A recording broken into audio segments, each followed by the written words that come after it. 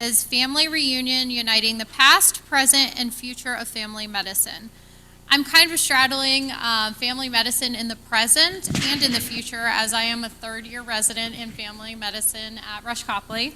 I complete my training this year, and I look forward to my career as a physician.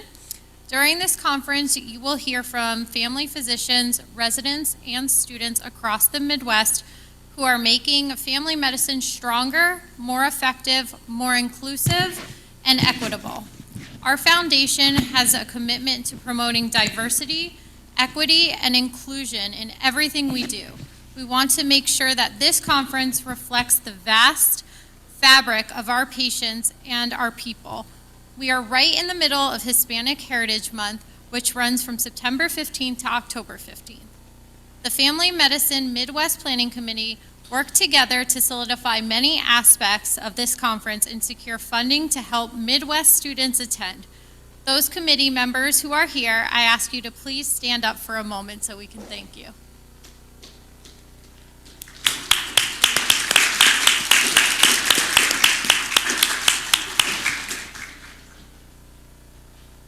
Thank you all very much. As a result of their work, more than 60 medical students received support to attend this conference and experience all that the Midwest Family Medicine has to offer. I want to personally welcome and thank all of the organizers and those who donated as individuals to support these students. You can find them all in the Family Medicine Midwest app resource tab. If you haven't already, please download the Family Medicine app. It's on the Apple Store or Google Play, as it's essential to your connections through this conference. You can not only see, but you can also set your schedule by adding the events that you want to attend throughout this weekend. That's also the place that you can submit the session evaluations, claim CME credit, and get notifications about any last-minute news or changes to this conference. Before we go any further, we would like to share with you and honor a remarkable person in our own family medicine Midwest past. One of our FMM founding fathers, Dr. David M. Deasy, passed away earlier this year. Deasy served as the foundation's board chair in 2014 and remained a board member until he retired from the University of Wisconsin in 2020. To honor Dr. Deasy, we share a bit more about him and welcome two Family Medicine Midwest leaders who knew him well, Dr. Janice Benson and Dr. Jacob Pranuski.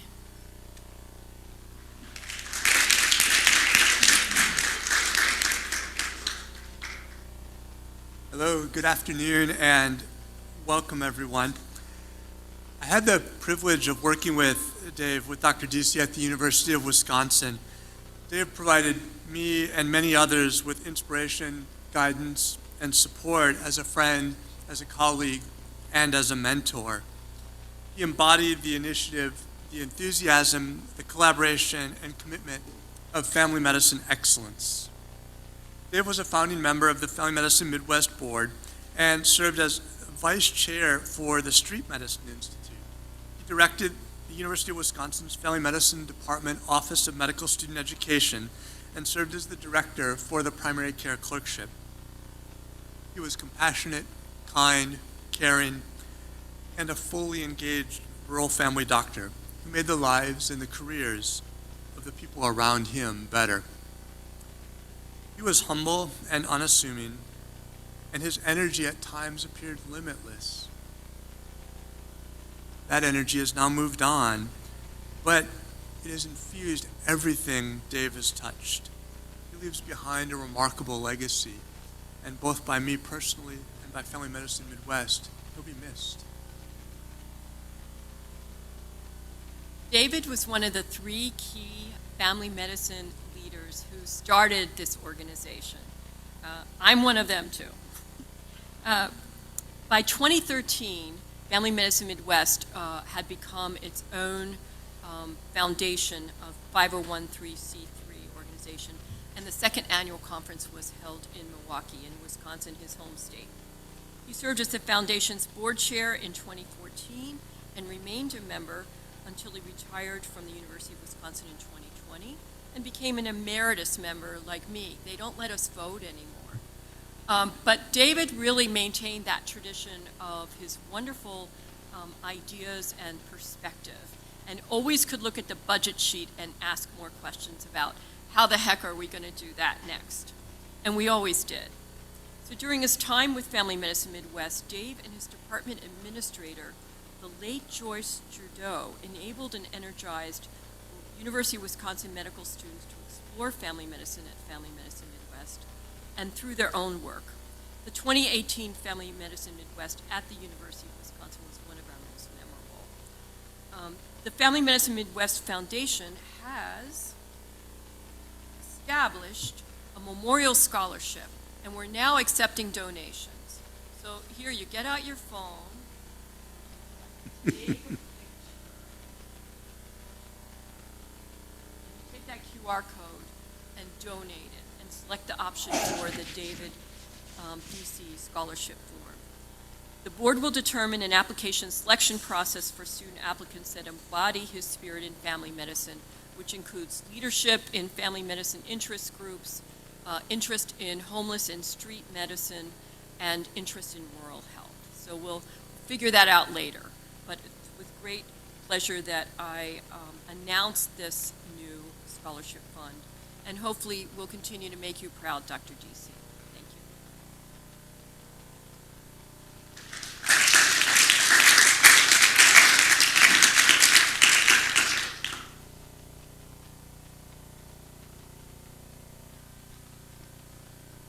Thank you both, Janice and Jake, for those wonderful words. I will also miss Dr. DC's presence throughout Family Medicine Midwest. My name is Dr. Lisa Pfeiffer. I'm a Family Medicine Midwest board member and the co-chair of education planning, as well as the associate residency director at Deaconess in Evansville, Indiana. It's my honor to introduce our plenary presenter, who has a decorated history in family medicine service in my state of Indiana. Dr. Richard Feldman is a lifelong Hoosier who completed undergraduate medical school and family medicine residency in Indiana. After a short time in private practice, in 1981, he became the program director at Franciscan Family Medicine Residency Program in Indianapolis, where he also completed his residency training. He stayed there until 2018. Dr. Feldman has the distinction of being the youngest ever family medicine residency program director and the longest ever program director tenure in the nation. He currently holds professorships at IU School of Medicine and Marion College of Osteopathic Medicine. He also served as Indiana's Commissioner of Health from 1997 to 2001. He's been active on the boards of multiple governmental, medical professional, community health nonprofits, and cultural institutions. Dr. Feldman is past president of the Indiana Academy of Family Physicians and served on the FAAFP Public Health Commission, as well as chairman of this commission in 2019. His work as an amateur historian has been highlighted in several public television appearances. He's the author of 3 books and other historical articles. His second book, which we actually have a copy of, Family Practice Stories, Memories, Reflections, and Stories of Hoosier Family Doctors of the mid-20th century, was published in 2013 and is in its 4th printing. His 3rd book is scheduled for production in the fall of 2023. So keep your eyes out for that, What Patients Have Taught Us. Family medicine is full of great stories, and we love hearing great storyteller. So please join me in welcoming Dr. Richard Feldman. Thank you, Lisa.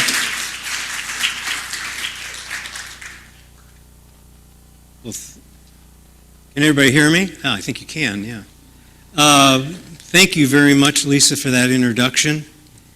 And I am so pleased to be here, and I want you to know how honored I am to be asked to make this presentation. And it comes from the heart. I believe very, very deeply, feel very deeply about what I'm going to talk to you about today. And that is the essence of family medicine, our history, traditions, values, and philosophical underpinnings of our specialty. I can figure all this out. A letter Our family doctor is retiring the 1st of November. What a surprise. No one ever thinks about his doctor leaving, always taking it for granted that he would be there. And he was whenever we needed him, in the middle of the night or during his working hours. He always took the time to listen and advise. From measles to mumps, sprained knees to broken bones, heart attacks to surgery, he was ever present, reassuring and helpful. We never worried. Some would say it was his job, his profession, his duty to be there. We look at it differently. We weren't a dollar sign. We were people in need. He was and is a good family doctor, and we will miss you, sir. Is this the kind of family doctor you want to be? Do you want to be regarded by your patients with some measure of affection? Not just respect, but affection? Is this the kind of relationship you want to develop with your patients? Reflected in the letter that I just read you. And when you retire someday, will your patients miss you? Will they lament the fact that you're no longer there for them? Well, is it possible nowadays? Is it really possible with all the hoops and barriers we have, the time constraints? Is it really possible today to have that type of relationship with your patients, so fundamental to family medicine? So I ask you, is this idyllic? Is it sentimental? Idealistic? Romantic? Yes. It's idyllic, sentimental, and idealistic. And I admit to you, I am a mushy romantic when it comes to family medicine, our proud history, and our values.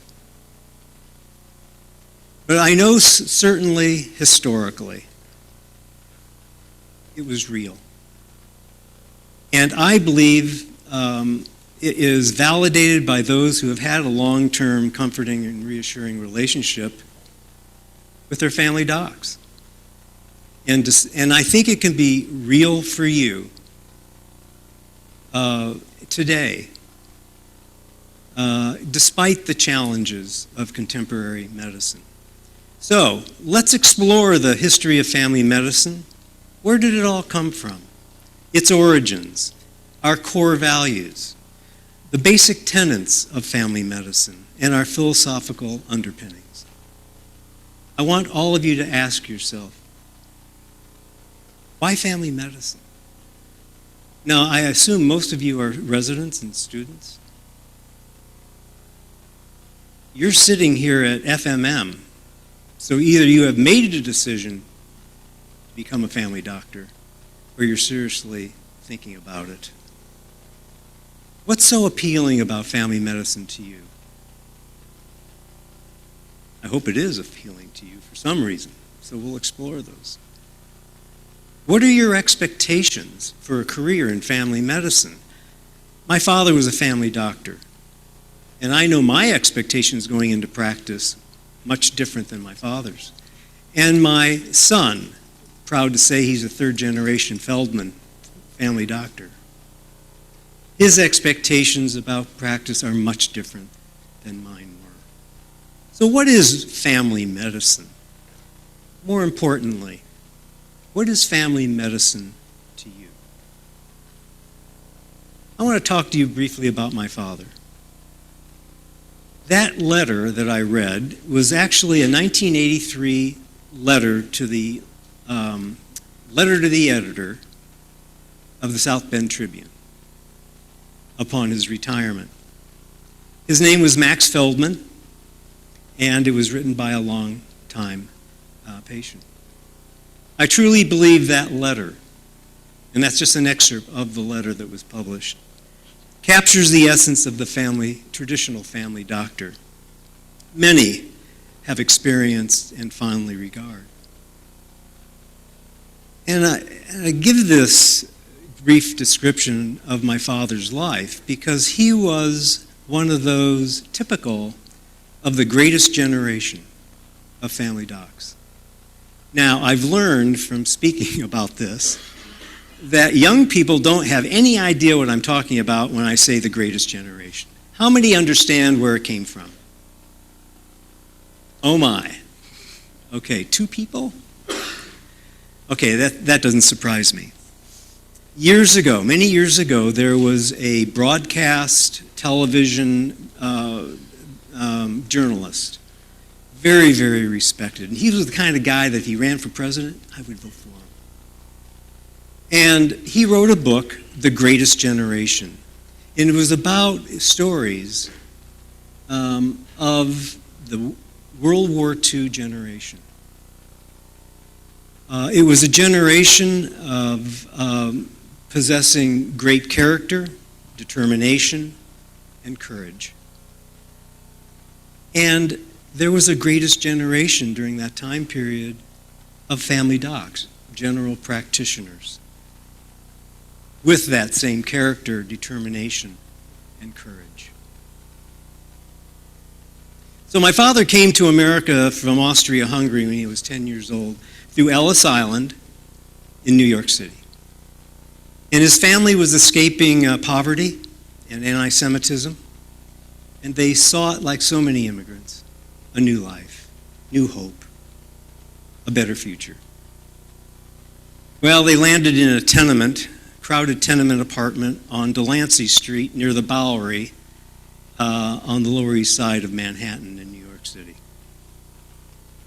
My father actually believed when he came over and saw the Statue of Liberty that the streets of New York City were lined with gold. Not quite. But he worked hard, he studied hard, and worked his way through college. My father was one of the most intelligent people I've ever met. And despite his intelligence, he was denied medical school in America because he was Jewish. And that was because of the quota system that existed during, I think, the 20s and 30s. And that limited Jews and other racial and ethnic minorities from admittance to educational institutions. But he knew German. So he went to Germany in Königsberg to medical school in 1932. Well, Hitler came to power in 1933, and even as an American citizen, it was not safe for him in Germany anymore. And he would probably not be allowed to continue in medical school there. So he went to Switzerland. He transferred, started over in medical school, and graduated from the University of Basel in 1937. But before leaving Germany, he courageously defied the Nazis the night of the national boycott of Jewish businesses. My father could have been dragged out in the street and beaten or even killed. I don't think I possess that kind of courage. Well, he endured the Great Depression. He did 2 years of rotating internships in New York City, which was very unusual for a general practitioner in those days. And then he joined the Army. And he was a courageous medical officer during the Pearl Harbor bombing on December 7th, 1941. Well, he returned from the war, moved to South Bend, Indiana, and practiced for nearly 40 years as a general practitioner. As you might expect, my father was a major mentor and role model in my life and in my career. So his story is told. Why would I tell that story to you? What relevance does that have? Because he exemplifies the type of individual composing the most important generation in the founding of family medicine. It was the golden age of generalism in America, the mid-20th century.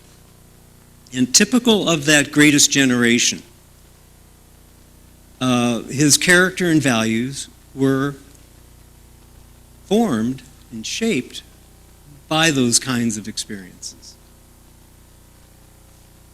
This was a time, the mid-20th century, during World War II. That was a time of great adversity and sacrifice.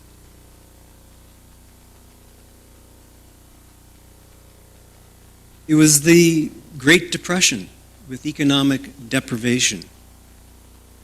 There was a time of war, World War II in Korea. And it was a time of man's inhumanity to man, with bigotry, intolerance, and extremism. And that extremism in Europe really extended also, we don't think about it, to America as well. It was a time of adversity and sacrifice. The greatest generation, with their courage and their determination and their character. So that applied to our greatest generation of family docs. And no one's going to tell you this except me. No one's going to look at it like I have. But our values as a specialty in family medicine was born, at least in part, out of adversity and sacrifice. That's why I told you that story. And that's something that you should draw a lot of inspiration from in your careers. No wonder this generation of general practitioners valued the humanistic aspects of medicine and valued developing personal relationships, healing personal, warm relationships with their patients.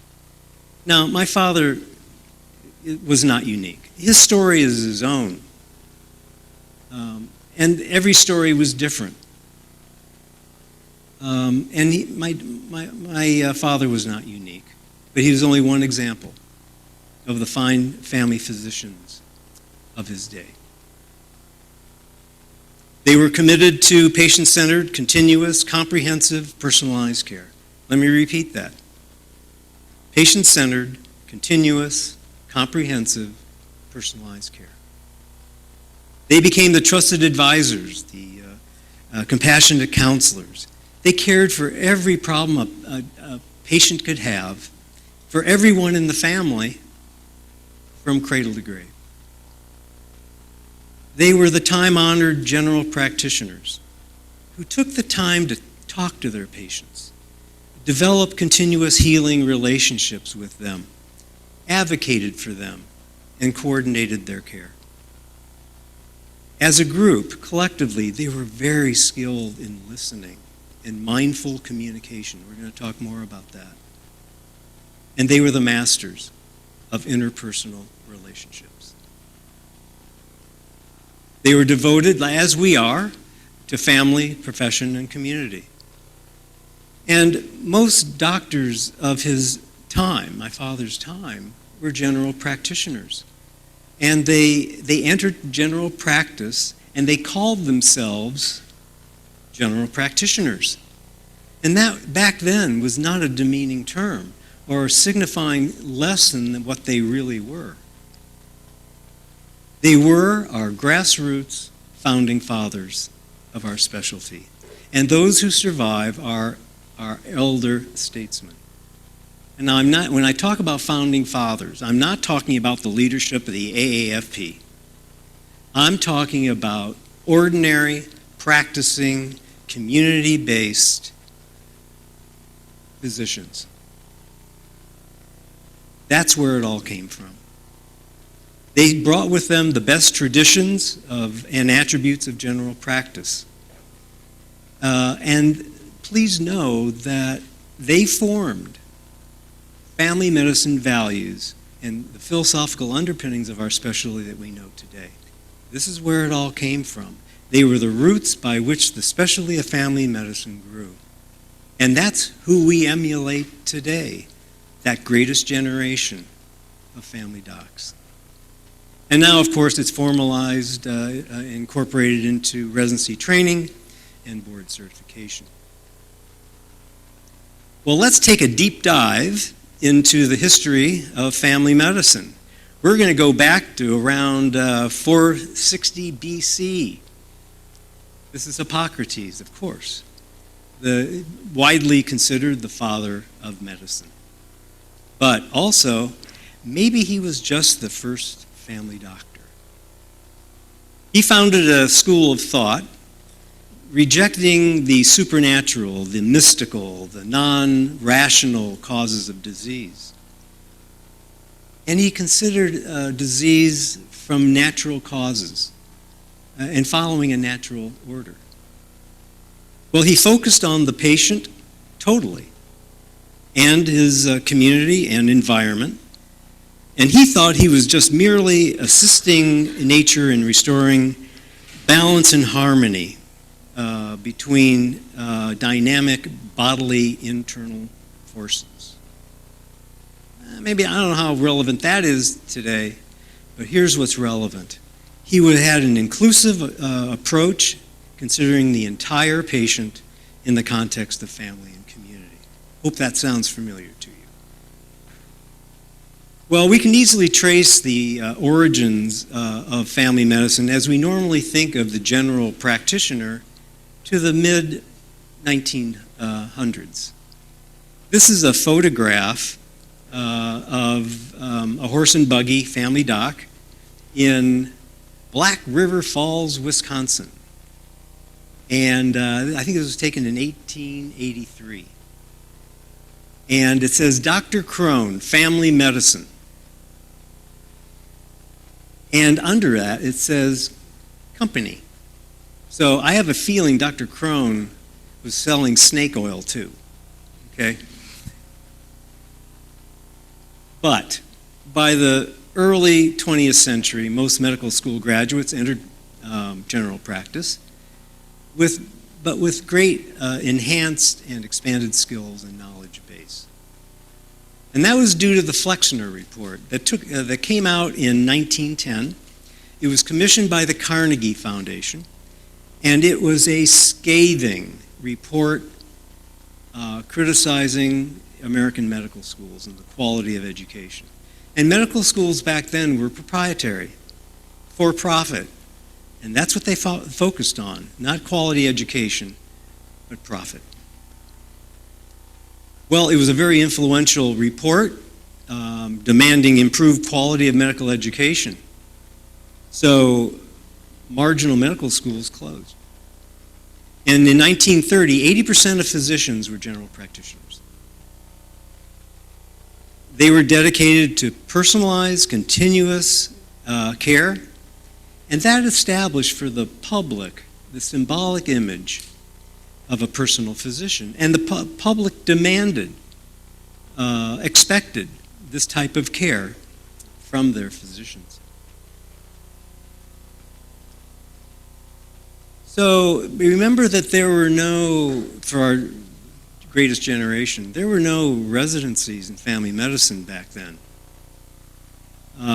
No one taught our founding fathers the core values of family medicine, interpersonal skills, the value of patient communication, ongoing relationship, and continuing treating in the context of family and environment. The basic values and basic tenets of family medicine came naturally to them through experience and sensitivity to their patients' needs. They knew their patients well, and they possessed collectively a wisdom of that came with experience and sensitivity to their patients, and understanding people and their needs. And they were very generally pragmatic in their approach to life and situations and medical care. They intuitively knew, as this distinguished gentleman pictured here, Sir William Osler, that it's more important to know the patient than to know what disease the patient has. Now, Dr. Osler borrowed that from a well-known founding father of medicine, Hippocrates. He said it first. So our greatest generation of family docs consulted when they reached the limits of their abilities. They saw their patients in the office, in their homes. They took care of them in nursing homes, in the hospital, even some that were critically ill. They were commonly, in small towns, the community anesthesiologist. They set many of their patients' fractures and performed surgeries like appendectomy and tonsillectomies.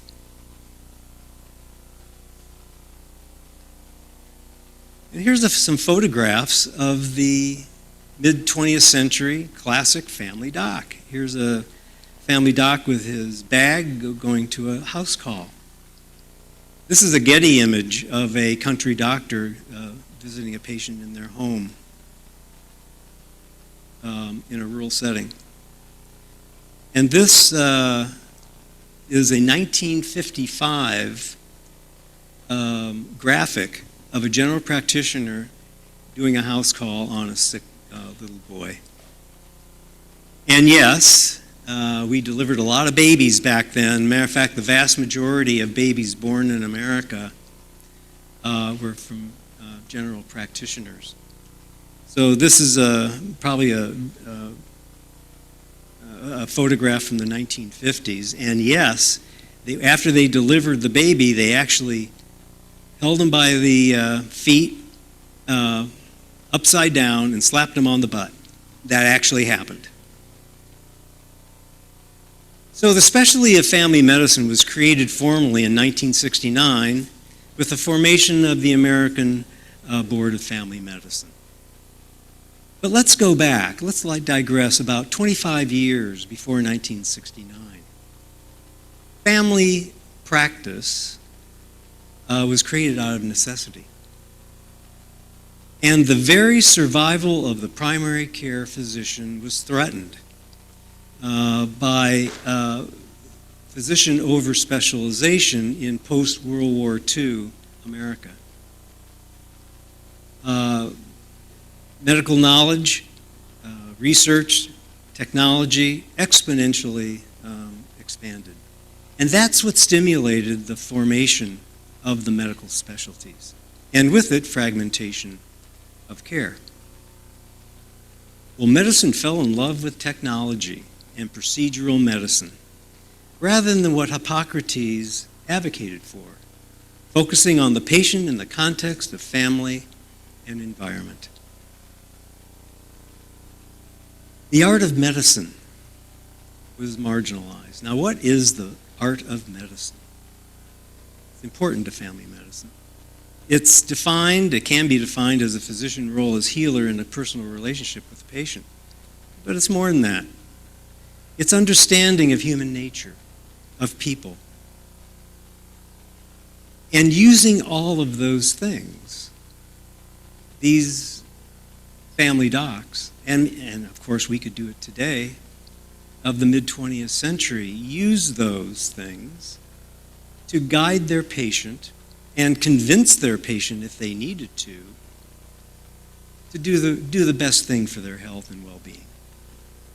That was a time of paternalism, mid-20th century. Patients came to docs saying, "Doc, what should I do?" Well, now it's shared decision-making, isn't it? It's much different. Well, the GI Bill paid for medical school and residency training. And all there was specialty residency training. So graduating medical students flocked to the specialties, residencies in specialties, in search of greater prestige and greater incomes, of course. Well, with expanding medical knowledge, there was security in graduating medical students in mastering one little aspect of medicine, one organ system. During World War II, the military gave preference to specialists, higher rank pay and prestige. And they wanted specialists to staff their military hospitals. During the war, military exemptions were given to students entering the specialty residencies. General practitioners returned from the war finding it difficult to obtain hospital and surgical privileges in this time of specialized medicine. Hospitals demanded specialty training for surgical and other privileges.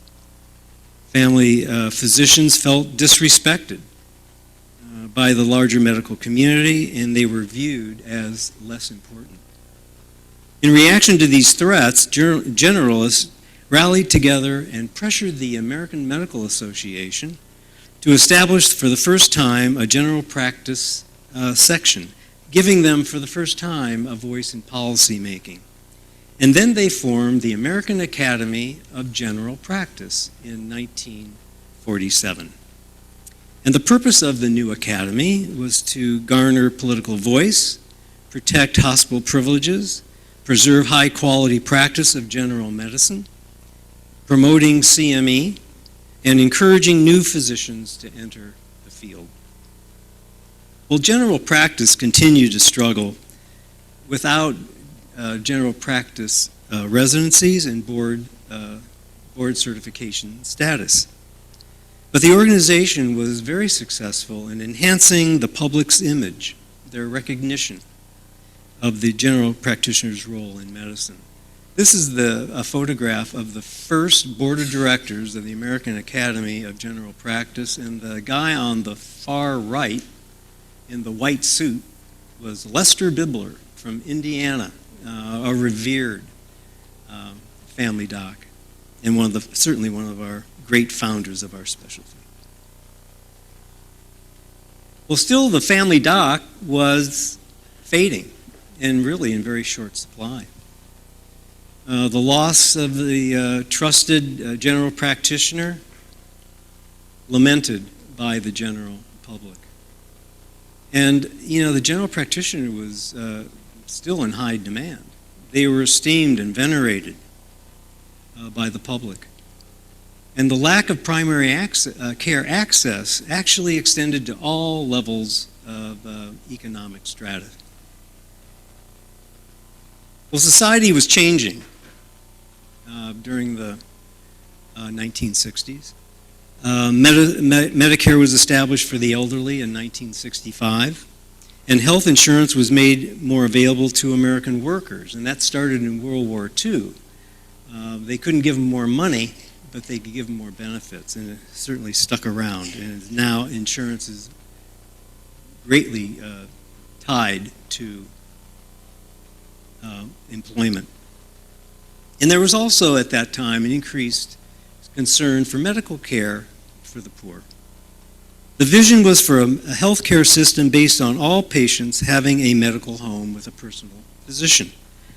In the late 1960s, there was a lot of social upheaval in the baby boomers, my generation.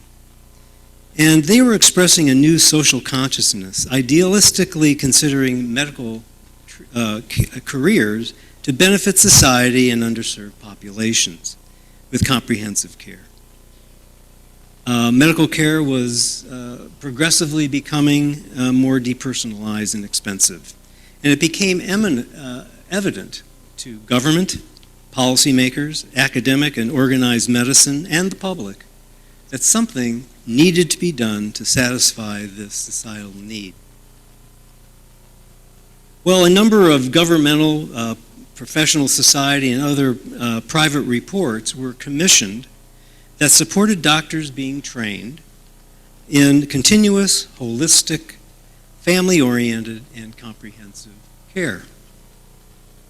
And they wanted to move away from the fragmentation of care caused by the specialization of physicians. And these reports included the AMA's Millis Commission report, the Davis-Truman report, the Special Committee of the Willard Commission, and the American Public Health Association's and National Health Council's Folsom report.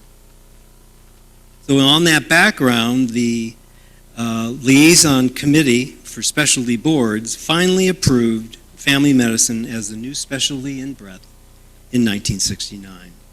And the American Board of Family Practice offered its first certification in 1970. Thus, the new specialty of family medicine was born. So the establishment of family medicine as the 20th medical specialty reversed the trend away from primary care. And the first family medicine residencies were established in 1969-70. By 1975, there were 3,720 family medicine residents, and that number doubled by 1985. Today, we have over 720 family medicine residencies, and at any given time, training over 12,000 residents. Well, the American Academy of General Practice became the American Academy of Family Physicians in 1971. So with board certification, general practitioners became family doctors, specialists. And today, visits to family doctors account for the largest proportion of doctor office visits in America. Now, I want to be clear that I don't think family doctors have any monopoly on what's good in the medical profession. You know, I've experienced wonderful specialists that are not only wonderful clinicians, but wonderful human beings. And when I think of my own career, certainly in terms of family medicine, it was my father, it was my mentor. And when I think of my medical mentors, it was a cardiologist and 2 general internists. Those were my mentors in addition to a family doctor. And family docs are not better than other doctors, but we are different. And if any specialty is the heart and soul of medicine, it's family medicine. Because we humanize the healthcare experience. And as far as I can tell, we're the only specialty that has a philosophical basis of medical care. So who are we? We focus on the person, not just the disease. We're driven to develop relationships with our patients and families over generations. And also by the need to make people whole. And most are drawn to family medicine for those reasons. When I was a residency director for 37 years, I reviewed scads of medical school applicant personal statements. I also interviewed over 3,000 graduating medical students for going into family medicine residency. And I can tell you, over 90% of those personal statements talked about relationship.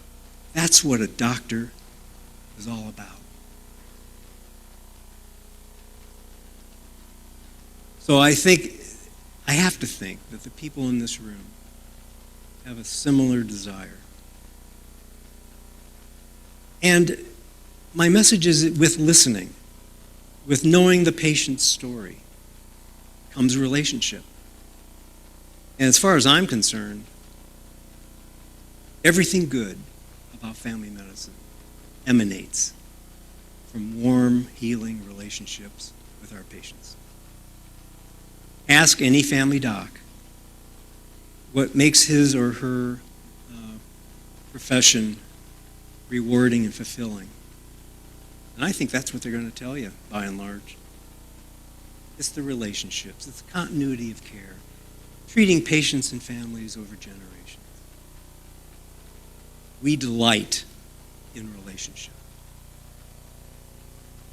So years ago,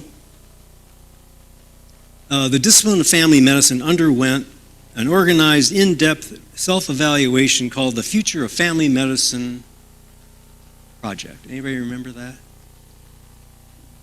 Yeah, you do. I know you do. That was around 2000, 2004, somewhere in there, about 20 years ago. And the goal of the initiative was to identify family medicine's core attributes and develop a strategy to transform and renew, especially to meet the needs and expectations of the contemporary American public. And even the name had changed from family practice to family medicine. That was the only aspect of that report that I really appreciated, because I really thought that was a good thing. Well, the final report from the project concluded that family practice must reformulate itself and reconstruct its place in medicine to assure public confidence. Hogwash. As far as I was concerned, I had no need or affection for this report. I thought it was totally unnecessary. Yeah, they tweaked family medicine, family practice around the edges. You know, they updated some things for the electronic age. You know, there was a realization that our practices have contracted over the years. You know, maybe we don't do obstetrics like we used to. I know we don't. And you know what the message in the report was? Well, if you don't do something, you need to send your patients to someone who can. I mean, duh. That's family medicine. We take care of our patients and make sure they get the full array of needed services. But something good came out of it. By the way, I was a little bit of a renegade. You know, that wasn't the prevailing opinion of that family medicine report. But something good came out of it, and I was happy to see it. The core values of family medicine remained unchanged. And it's not surprising, because that's what defines our very identity and our uniqueness as a specialty. It's simply who we are. Well, I wrote a book. I guess you saw it briefly in 2013. In 2013. Listen, I'm an old guy. I know. In 2013, Family Practice Stories, Memories, Reflections, and Stories of Hoosier Family Doctors of the Mid-20th Century, our greatest generation. Well, it was, I'm the author. I wrote it and edited it. It first published in 2013, and it's in its fourth printing. And it was published by the Indiana Historical Society Press. Well, the book was a project of the Indiana Academy of Family Physicians and also supported by the American Academy of Family Physicians Foundation. I'm very proud that it was the first recipient of the AAFP Foundation Center for the History of Family Medicine's Fellowship grant and also the 2017 AAFP Foundation's Most Outstanding Chapter Program Award. And I'm promoting the book today, but I want you to know that all my royalties from this book have been donated and will continue to be donated to the IAFP, the Indiana Academy of Family Physicians Foundation. So I have no financial interest in promoting this book. So I'm an amateur historian, as you heard, and originally I intended it purely as a historical work.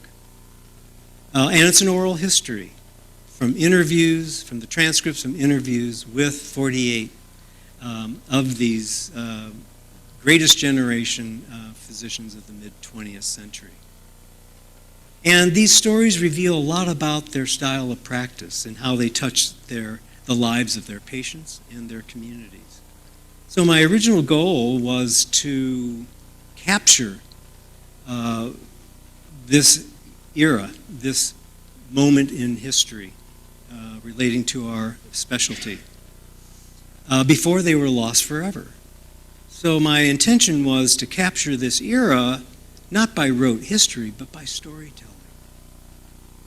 And to capture these stories before they were lost forever, and indeed, many of the docs in this book have passed away. So I feel good about that. And this was a time, as I've alluded to, of great professionalism, the art of medicine that we talked about, and the art of healing. They were at a zenith during this time period. And I really, truly feel this book needed to be written because we're family doctors. We're different, and we have a story to tell. And everybody loves a good story. So the stories themselves are specific episodes in the career of these doctors. I basically asked them, tell me a story. Tell me a story about what happened one day.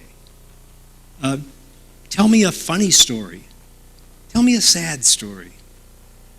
Or a touching story. And some of them, those stories had a little bit of a twist at the end. And each story is a chapter in the book. They stand by themselves. So it's an easy book to read because no chapter relates to the next. So you can read it little by little. And again, most of the stories were taken from the original transcripts of the interviews. Well, as an educator, I realized after it was published there was another great purpose for this book, and that was teaching professionalism, ethics, and values. So I wrote a study guide for use in residencies and medical schools for group discussions, reading the story, and using the study guide for sample questions. And it's being used around the country in residencies in some medical schools. And I realized that there was another purpose for this book because there was so much wisdom, so much professionalism in these stories. And there were lessons to be learned for all of us from these physicians. Well, I learned a lot of things writing this book and my next book. But one thing I understood after writing family practice stories, physicians of this time period, our founding fathers, they understood that we are part of something greater than ourselves. And they expressed that. And that's important. It's important not only for professionalism in your practice, but also I think it's something that you can take pride in. And if you think about it, put it in perspective, it can help guard against burnout. You all are part of something of importance and greater than our little worlds and our little practices that we have. Take inspiration from that. I do. And if anything characterizes the founding fathers of family medicine, it was being there for their patients. And literally, they were there 24/7, 365 days a year. Literally. Now, they worked harder than any of us ever will. But you know, not one of them was burned out. There's reasons for that. It was their own practice, their own decision. They admitted that they neglected their families and their spouse. If it wasn't for their spouse, what would have happened to their family? I'm not saying it was right, but that's what they did. And they did that without being burned out because they were in control. And that's another lecture that we won't get into, but control is very important and a problem, I think, today. Be there, and you know, we can't be there 24/7. No one expects that. I don't expect that. I'm not. But we need, all of us, to be present, be available, being there for our patients when they really need us. And you really need to think about that and develop a plan about how you can make sure that you're available for your patients when they really need us. Oh, by the way, anybody know who this is? Oh my God. Oh, it was an old guy in the back. Okay. You young people don't know this, do you? Well, back in I think it was the 60s, there was a wonderful television program, Marcus Welby, MD, family doctor, okay? And I think it was in the 60s. Remember, we talked about the 60s and how, family medicine was blossoming and considered important. Well, the guy on the left is the actor Robert Young, famous actor, and he was Marcus Welby. And the reason I put that on there was because talk about being there for your patients. In every episode, Marcus was with one patient all day long. He went home with them, and he was probably still there the next day. And if they needed brain surgery, he performed brain surgery on them.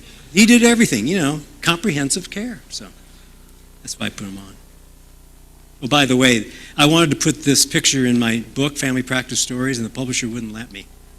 He thought it was too, passé, or I can't really think of the word, but they said, no, we're not putting Marcus Welby in your book. So. One additional, very important thought. The value of mindfulness. In medical practice, and I'm not talking about meditation, I'm talking about the mindfulness of presence. Truly being present with your patient. When you close that exam door, and our founding fathers, some of them told me this during the interviews, you shut the exam door and there's nothing else in the world. You block out everything else in the world and it's just you and the patient. It's about immersing yourself in the patient and their story.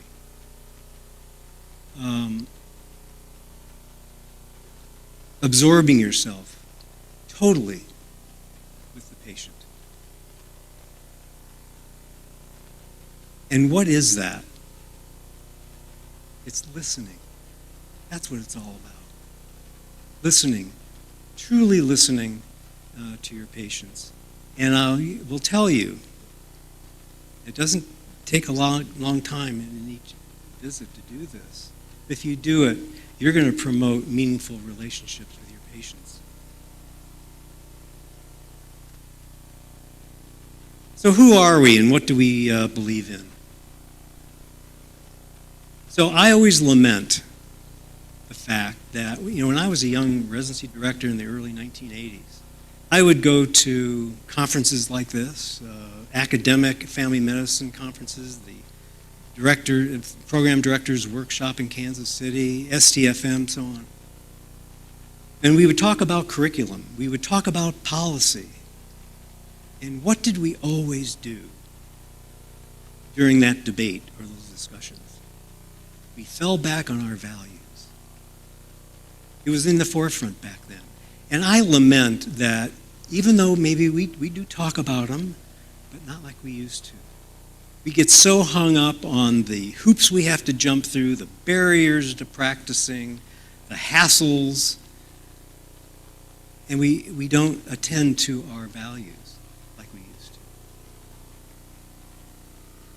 So here's a summary statement of our values. I put this together. Do you think it was easy? No, it wasn't easy at all.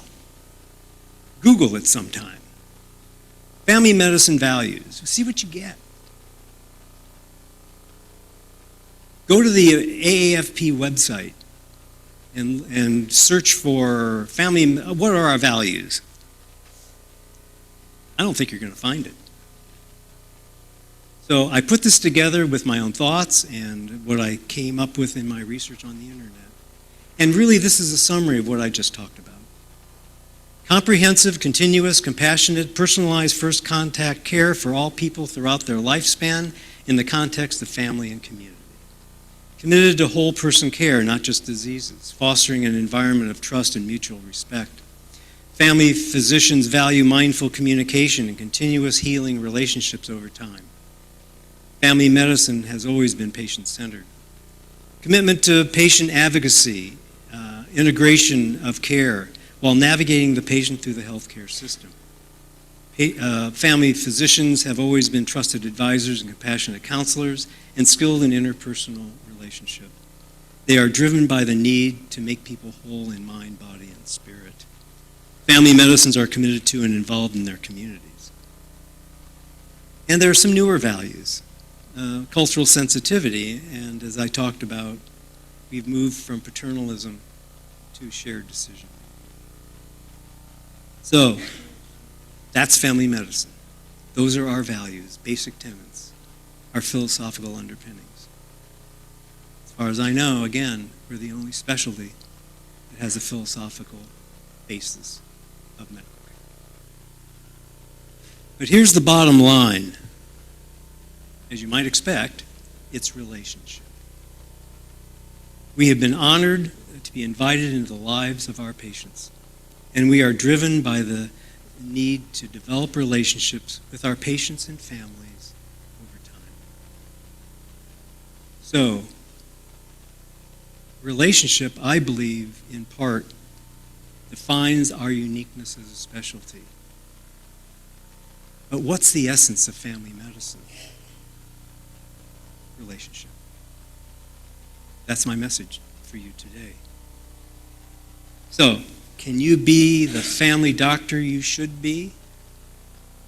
Remember the patient's letter, the letter about my father? Is it possible to be that kind of family doc today? I hope you think you can be. Despite the many contemporary challenges to practicing family medicine the way it was meant to be. So I believe if you want to, yes, you can. It is possible. But there are some challenges. The reimbursement system certainly isn't designed to reward spending time with your patients. It's all about productivity nowadays, it seems. Do you have the time to know your patients as people? Because I think medicine is becoming progressively depersonalized. And that's due to the corporatization of medicine, employed situations, emphasis on productivity, the EMR that drive me crazy sometimes, paperwork, insurance hassles, care fragmentation, just a few of the issues. So you're going to have two additional plenary speakers, one on the present and one on the future of family medicine.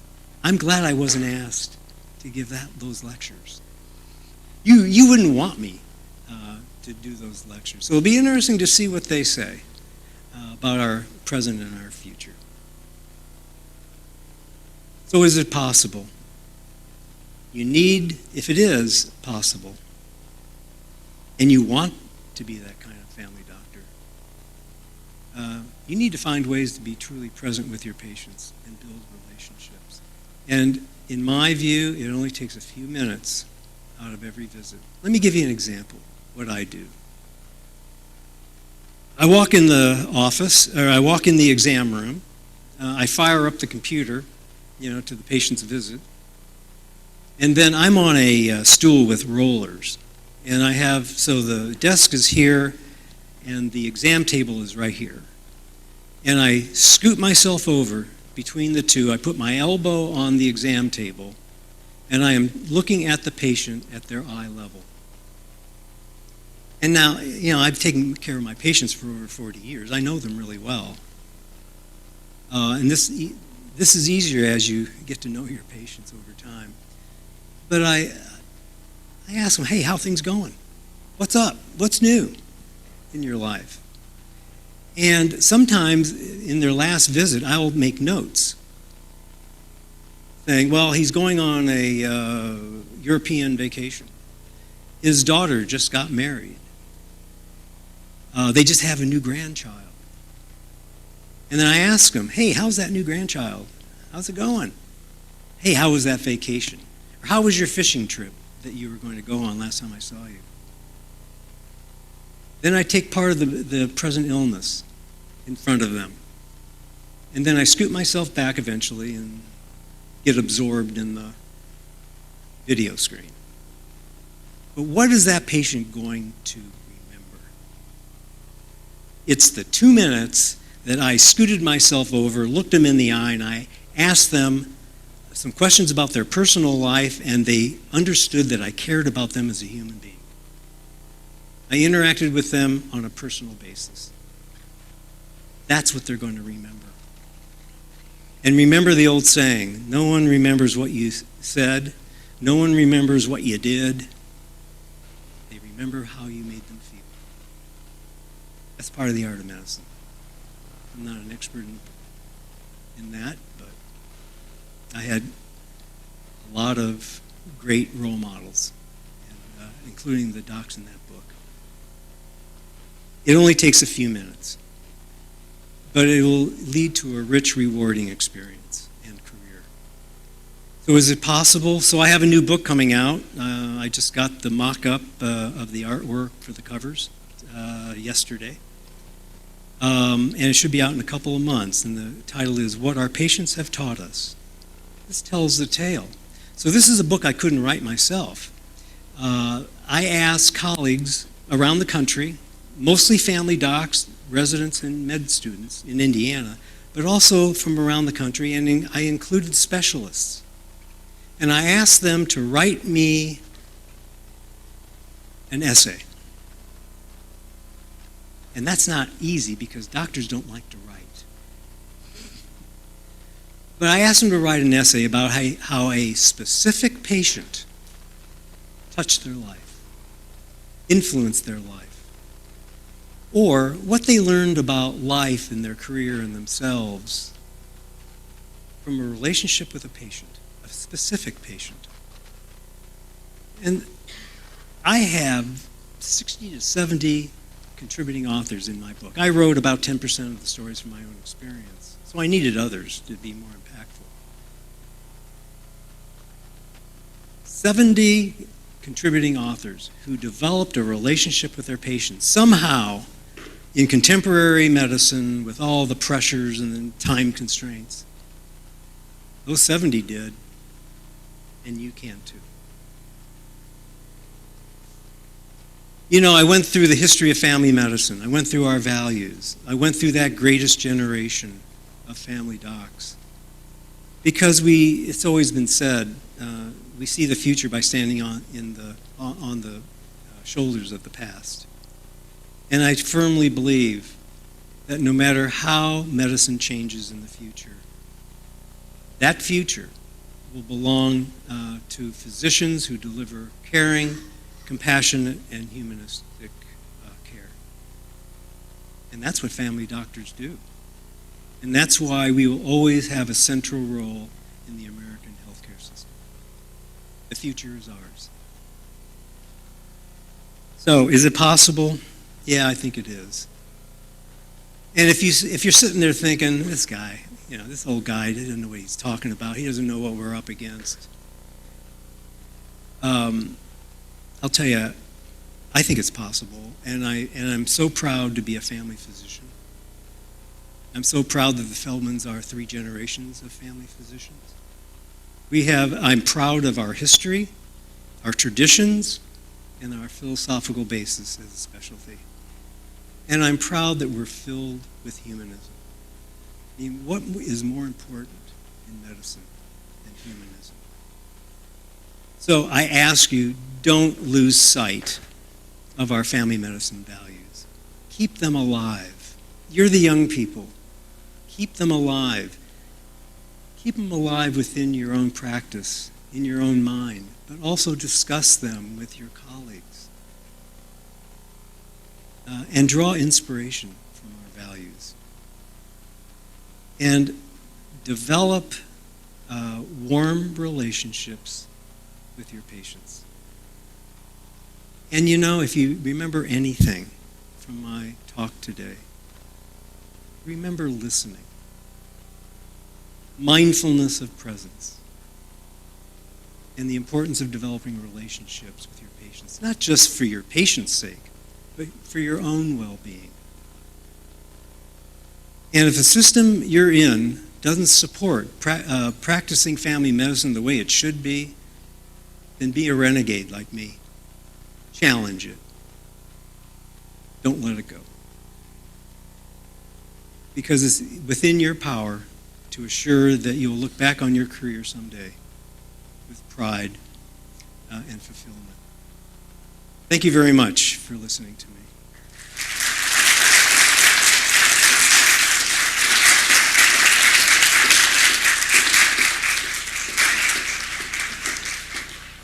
Do we have time for one question? Probably not. I don't know. Yeah.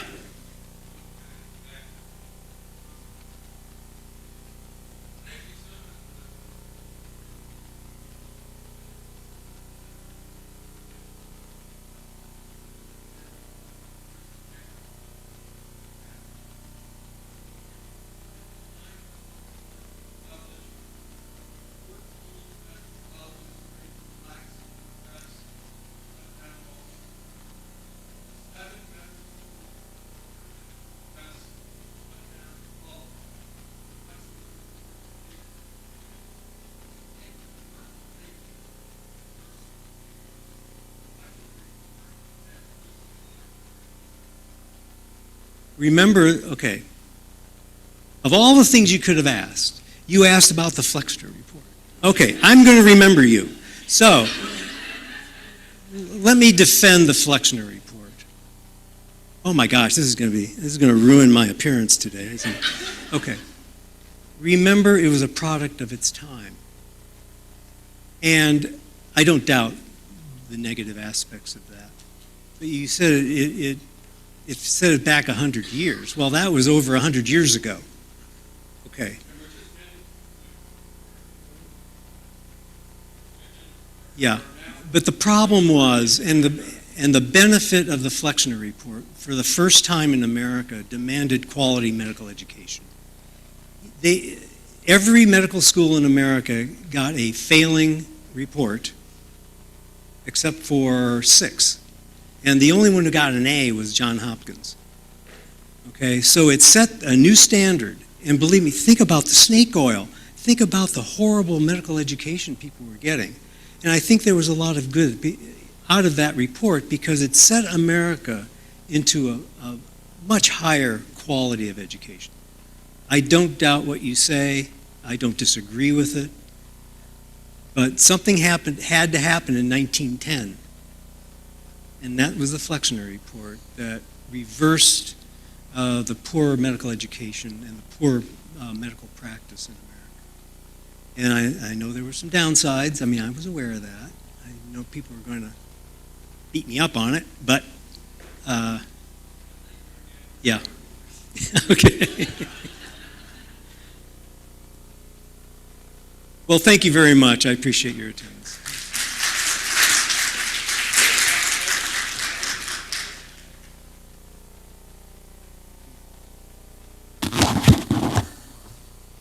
Thank you again, Dr. Feldman. Just a few reminders before y'all go. Notes before we move into breakout sessions. When you view your schedule, tile and select the sessions that you plan to attend, it opens to the learning objectives that session, the presenters, and any handouts. Each session you attend, use the survey button to report back about each session and content and speakers. Don't forget to use the hashtag FMMMidwest23 and tag FMM Midwest on X, I think that's Twitter X, and Family Medicine Midwest on Instagram. We have great education and social events going on the rest of the day. Our supporters are located in the atrium outside, showcasing their products and services. Each one has a sign with a QR code on there. Make sure you scan that QR code when you visit with them and save time so they can follow up with you after the conference ends. Then check out the poster session. This begins at 3:30 in room 105, featuring work by residents and family physicians.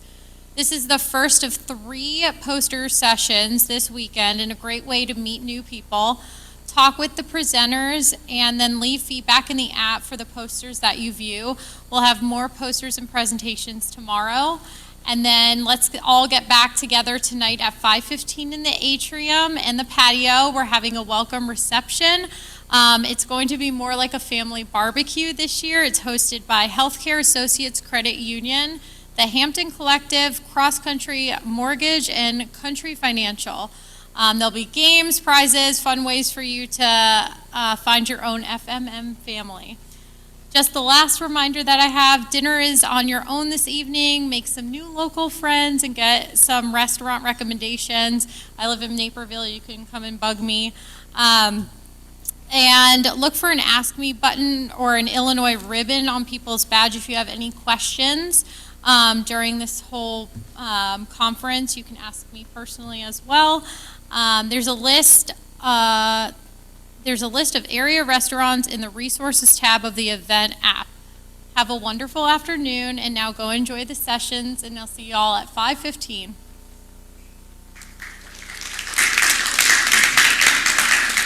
One additional comment is that the curriculum guide to that book, it was downloaded by FMM, so if you have a residency that'd like to use it, it's available to you.